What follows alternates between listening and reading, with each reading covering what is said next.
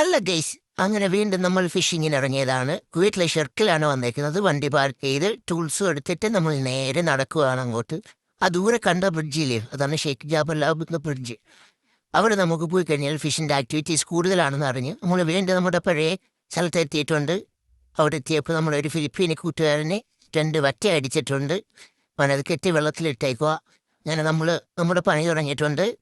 വെയിറ്റെല്ലാം set ചെയ്ത് കാസ്റ്റിങ്ങിനുള്ള പരിപാടി നോക്കിയതാണ്. ഫോണോടെ ചാരി വെച്ചിട്ടുണ്ട്.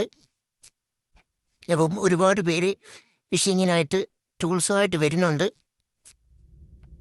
നമ്മളിന്നൊരു ഉച്ച സമയത്താണ് അവിടെ എത്തിയത്. ഇവിടെ നല്ല വെയിലുണ്ട്. അങ്ങനെ നമ്മൾ കാസ്റ്റ് ചെയ്തു. ഇന്ന് നമ്മൾ കൊണ്ടുവന്നേക്കുന്നത് ചെമ്മീനാണ്. ഒരു ദിനാറിന് താഴെയുള്ള ചെമ്മീൻ കുറച്ച് മേടിച്ചിട്ടാണ് നമ്മൾ കൊണ്ടുവന്നത്. നമ്മൾ കാസ്റ്റ് ചെയ്തിട്ട് അവിടെ വെച്ചിട്ടുണ്ട്. എന്തോ ആവുമെന്ന് കണ്ടറിയാം.